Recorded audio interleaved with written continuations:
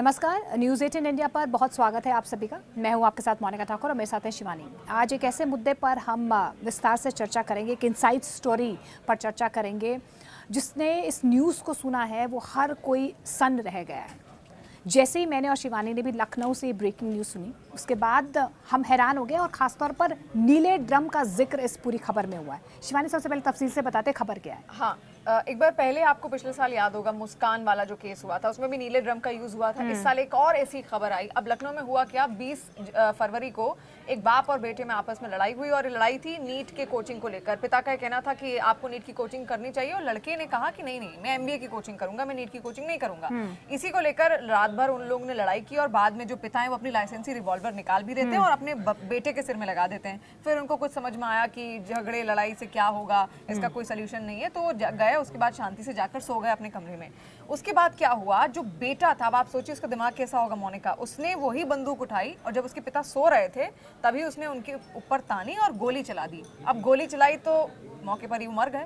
जब वो उनकी मृत्यु हुई तो लड़का समझ गया कि अब तो ये जा चुके हैं और वो फंस सकता है किसी भी केस में। उसने क्या किया, वहां से दिमाग चलाना शुरू किया। उसने अपने पिता के कई टुकड़े किए, कुछ टुकड़े उसने कहीं और जाके फेंके, कुछ जो धड़ था, जो ऊपर का जो हिस्सा था, उसने अपने घर में एक नीला ड्रम मौजूद था उसके अंदर डाल दिया। उसी रात ये सब कुछ देखिए उसकी बहन के सामने हुआ, जो कि मात्र 17 साल की थी, और उसने बकायदा अपनी बहन को भी धमकाया कि किसी को कुछ बोलना नहीं तो तुम्हारा भी यही हाल करूंगा। बेचारी डरी सहमी थी, वो एकदम शांत रही।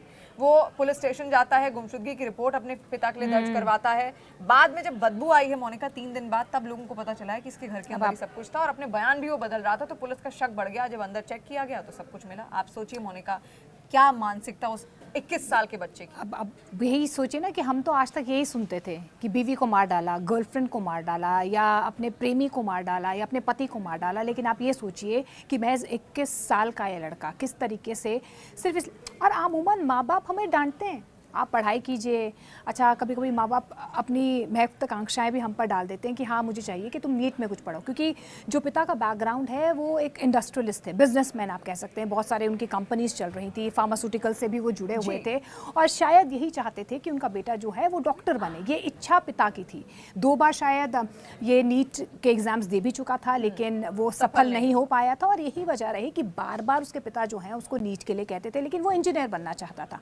हाँ, ये हो सकता है कि माँ बाप अपने बच्चों पर अपनी इच्छाएं थोपे ना, लेकिन इसका ये मतलब नहीं है कि अगर आप माँ बाप से आपसे कुछ सवाल पूछें या आपको कुछ करने के लिए कहें तो आप सीधे तौर पर गोली चला दें अपने माँ बाप पर। और उसके बाद जिस तरीके से ये इतना बड़ा वारदात सामने आई है, जिस तरीके से एक बेटे ने अपने पिता का ही कत्ल कर दिया, उसको छुपाने की भी कोशिश की, अपने आप में एक सोच को दर्शाता है एज ए सोसाइटी जो युवा हैं वो किस तरीके से आगे बढ़ रहे हैं। शिवानी, बेशक, और सवाल यहाँ पर भी उठता है कि माता पिता हमेशा मार्गदर्शन करते हैं, पेशेंस लेवल लेकिन बच्चों में क्यों खत्म हो गया है?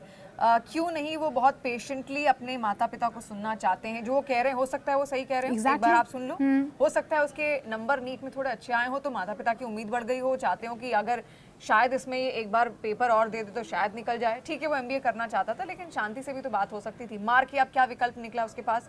उसका पूरा करियर ही एक तरीके से अब खत्म हो गया। तो बच्चे सुनना क्यों नहीं चाहते? सबसे बड़ा सवाल तो मोनिका यही है। और सुनना नहीं चाहते, और उसके बाद आप देखिए कि कितने बेखौफ होकर अपनी बहन को भी डांट रहा है, धमकाया और बाकायदा कहा कि अगर तुमने पुलिस को या किसी को भी इस बारे में बताया तो मैं तुम्हारा हश्र भी यही करूंगा। आप साइकी सोच रहे हैं कि किस तरीके से एक कलयुगी बेटा इतनी अपने अपने अपने जहन में इतना गुस्सा भर के अपने पिता को तो मार ही देता है, लेकिन अपनी बहन को भी धमकाता है।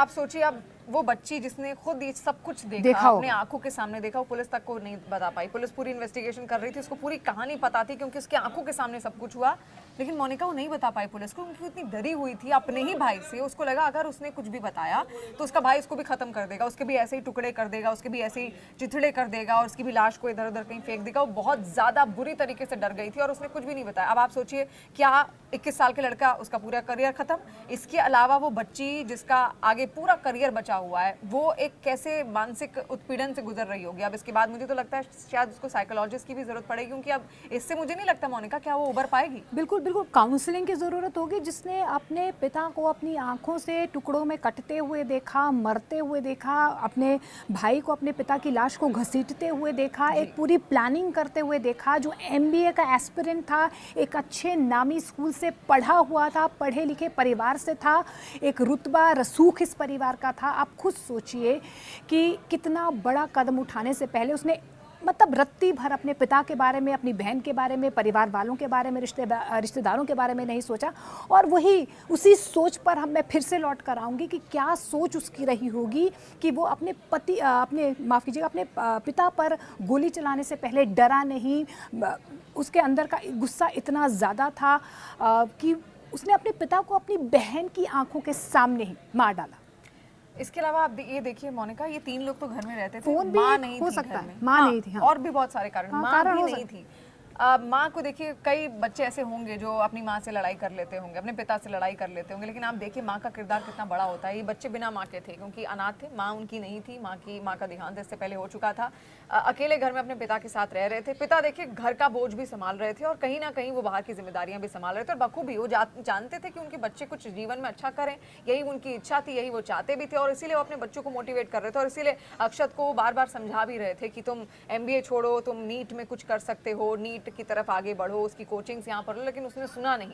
माँ अगर होती तो शायद उस जगह पर वो समझा सकती थी मोनिका। और ये सब कुछ जो हो रहा है ना, ये सब कुछ होता हुआ शायद कहीं ना कहीं रुक सकता था। तो आप सोचिए आपके जीवन में माता पिता का किरदार कितना बड़ा है, और ये करके मिला भी क्या उस लड़के को। अब देखिए अपना करियर तो उसने खराब खत्म और खराब खरीद दिया, अपनी लेकिन अपनी बहन बहन के के लिए भी, अपने लिए कितनी कहीं ना कहीं एक ऐसी सिचुएशन अपनी बहन के लिए भी पैदा कर दी है कि उसकी बहन शायद आगे 4-5 साल या 10-15 साल तक उसी एक डर में रहेगी। लेकिन हाँ, क्योंकि आपने ये पेरेंट्स की भूमिका के बारे में बात की कि रोल क्या होता है पेरेंट्स का, मैं ये भी समझना चाहूँगी कम्युनिकेशन गैप। आप देखिए जेंजीज की अगर हम बात कर लेते हैं, एक कम्युनिकेशन गैप्स जो है माता पिता के साथ हमेशा से एक जेंजी का रहा है, क्योंकि वो सोशल मीडिया पे इतने ऑक्युपाइड रहते हैं आजकल।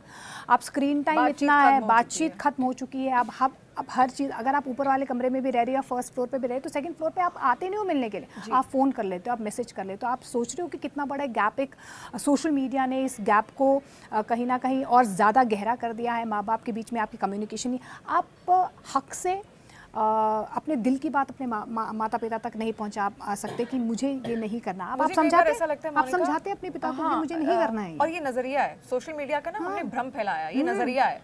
सोशल मीडिया जोड़ता भी है लोगों को। अब जैसे हम ही हैं, हम एंकर्स हैं, लेकिन हमारे पेरेंट्स जानते हैं हमारे बच्चे टीवी पे आ रहे हैं, वो संतुष्ट हो जाते हैं हमें देखकर। वो भी तो सोशल मीडिया के जरिए देख रहे हैं, वो भी तो हमारी रील्स देख रहे होंगे, हमारे शॉर्ट्स देख रहे होंगे, हमें टीवी पर देख रहे होंगे। तो सोशल मीडिया जोड़ भी रहा है। ऐसा नहीं कि सोशल मीडिया ने हमको तोड़ दिया, हम उससे निकलना नहीं चाहते, वो बात अलग है, वो मानसिकता अलग है, लेकिन हमें ध्यान दोनों तरफ देना होगा। ताली 2 हाथ से हमेशा बजती है मोनिका। उसमें मैं नहीं कहूंगी, क्योंकि हमें पूरी बात पता भी नहीं है, कि सिर्फ लड़के की गलती, कम्युनिकेशन गैप की जो बात की, कई बार माता पिता भी उतना इनिशिएटिव लेते नहीं है, वो अपने बच्चों से बातचीत नहीं करते, वो जानना ही नहीं चाहते कि उनके जीवन में हो क्या वही रहा मैंने है। कहा कि कभी कभी इच्छाएं थोप देते हैं माता पिता, लेकिन हर माँ बाप अपने बच्चे को डांटता है। जी जी, एक डांट बहुत ज़रूरी है। अगर आप बचपन में अपने बच्चों को डांटते नहीं हो या बताते नहीं, या वो सीख नहीं देते हो कि क्या गलत क्या सही है, शायद आगे आने वाले वक्त में वो बच्चे बिगड़ भी सकते हैं। और शायद यही सीख रही होगी क्योंकि उनकी माता थी नहीं, पिता थे जो बाहर की जिम्मेदारी संभाल रहे थे। और क्योंकि मैंने कहा कि बिजनेसमैन थे, उनके पास बहुत सारे अलग अलग काम थे, अलग अलग डिपार्टमेंट्स में, फार्मास्यूटिकल्स में भी इन्वेस्टमेंट करते थे, इनफैक्ट रियल एस्टेट में भी उनका काम था। तो आप समझिए ना कि कितने बिजनेसेस वो एक साथ वो पिता संभाल रहा था, अपनी जिम्मेदारियां संभाला था, और उसके साथ साथ घर की भी एक जिम्मेदारी थी। माता पिता दोनों का रोल भी निभाना था उस पिता को। तो शायद आवेश में आकर वो उसने गुस्सा कर दिया होगा अपने बेटे को, लेकिन तो उसका बुरा तो नहीं चाहते थे, लेकिन बुरा नहीं चाहते थे, बस यही बुरा नहीं चाहते थे। लेकिन बच्चे ने शायद सोचा नहीं उससे पहले वो क्या काम करने जा रहा है, उसका क्या निष्कर्ष निकलेगा। आप देखिए उसका पूरा फ्यूचर खत्म हो गया। उसकी बहन पर भी मानसिक तनाव हमेशा पूरे जीवन भर कहीं ना कहीं रहेगा, क्योंकि अपने ही पिता को उसने कटते हुए देखा, मरते हुए देखा, अपने भाई को मारते हुए देखा। उसका पूरा परिवार खत्म हो चुका है। आप सोचिए किस मानसिकता के तहत वो बच्ची भी गुजर रही होगी।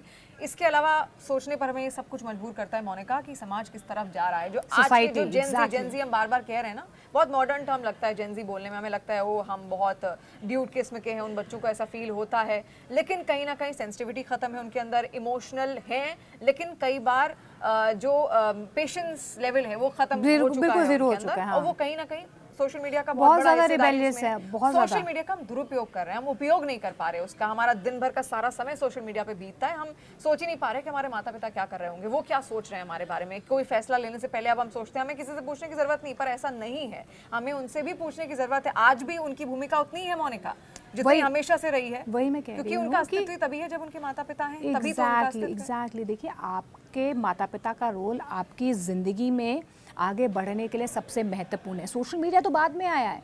70-80 के दशक की अगर हम बात कर लेते हैं तो सोशल मीडिया था ही नहीं, और उस टाइम पर स्ट्रीम्स भी नहीं थी इतनी। आपको याद होगा मेडिकल और साथ बैठते थे, बातें करते थे। मेडिकल नॉन मेडिकल 2 स्ट्रीम्स होती थी, शायद इतना एक्सपोजर ही नहीं था। अब के ज़माने में तो अगर आप पाँव भी रखेंगे तो आपको 10 ऐसी स्ट्रीम्स मिल जाएंगी जहाँ पर आप अपने आप को एक्सप्लोर कर सकते हो। सोशल मीडिया कंटेंट क्रिएटर खुद एक बहुत सोशल बड़ा मीडिया कंटेंट क्रिएशन अपने आप में बहुत बड़ा एक प्लेटफॉर्म है, लेकिन आपको रिबेलियस होने से ज़्यादा पेशेंट होना पड़ेगा, थोड़ा माता पिता की बात को सुनना पड़ेगा।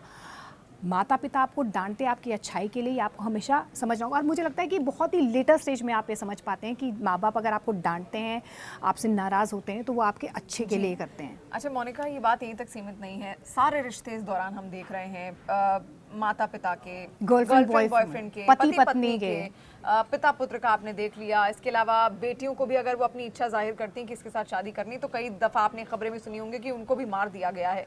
तो कोई किसी को सुनना नहीं चाहता, रिश्ते सारे शर्मसार इस वक्त हो रहे हैं, और पेशेंस लेवल ना केवल जेनजी का बल्कि मुझे तो लगता है कि हर व्यक्ति का इस वक्त एकदम खत्म होने की कगार पर है। गंभीरता अंदर से मतलब समाप्त रिश्ते हो इतने चुकी है। खोखले हो रहे हैं ना, लोगों की महत्ता खत्म हो रही है, उन रिश्तों की, वो लोग Exactly. समझना नहीं चाहते उस रिश्ते को। और एक ही तरीका अब उनके पास बच गया है, एक दूसरे को मारो, पीटो, घायल और करो, मारने से जख्मी डरते करो। नहीं ना, हाँ, क्योंकि ये डर insensitive खत्म इतने हो चुका गए है। हैं, कारण insensitive। क्या है आपको समझना पड़ेगा, सोचना पड़ेगा इन सब के पीछे आखिर कारण क्या है और समाज किस तरफ जा रहा है। क्योंकि अगर आप ये सोचेंगे ओहो बुरा हुआ, ऐसे नहीं, आपको खुद भी सोचना पड़ेगा। और अगर आपको शुरुआत करनी किसी अच्छी चीज तो आपको अपने घर से खुद से पहले करनी पड़ेगी, उसके बाद आप समाज को सुधारने निकलिए। और जितने भी लोगों तक आप ये वीडियो पहुंचा सकते हैं, मुझे लगता है आप लोग भी जो कुछ भी सोचते हैं कमेंट सेक्शन के जरिए अपना फीडबैक हम तक भी जरूर पहुंचाइए। इन तमाम मुद्दों पर जो उस वक्त समाज में हो रहे हैं, सच में सवाल उठाने की जिम्मेदारी। और देखिए, मीडिया को आप लोग हमेशा यही कहते हैं कि ऐसे मुद्दों को क्यों नहीं उठाता। मीडिया हमेशा उठाता है, लेकिन लोग कई बार सुनना नहीं चाहते। और अगर आप सुन रहे हैं तो इस वीडियो को आगे फॉरवर्ड जरूर कीजिएगा और अपने कमेंट्स भी उसमें ऐड ऑन कीजिएगा कि आप क्या चाहते हैं, किस तरीके से समाज सुधरे ताकि आपके बच्चों का फ्यूचर और ज्यादा संरक्षित हो। देखो, मीडिया तो एक आईना हो सकता है, लेकिन जिम्मेदारी आपको अपने घर से अपने आप से निभानी होगी। कमेंट सेक्शन में ज़रूर कमेंट कीजिए आप इस पूरे मामले को किस तरीके से देख रहे हैं। और हाँ, एक बॉन्ड जो क्रिएट करना चाहिए माता पिता को और बच्चों को, आपको क्या लगता है कौन कौन से ऐसी चीज़ें अपनानी चाहिए for a healthy environment, so that आपके बच्चे आपसे और बेहतर तरीके से बातचीत कर पाएँ। आज के लिए बस इतना ही। नमस्कार।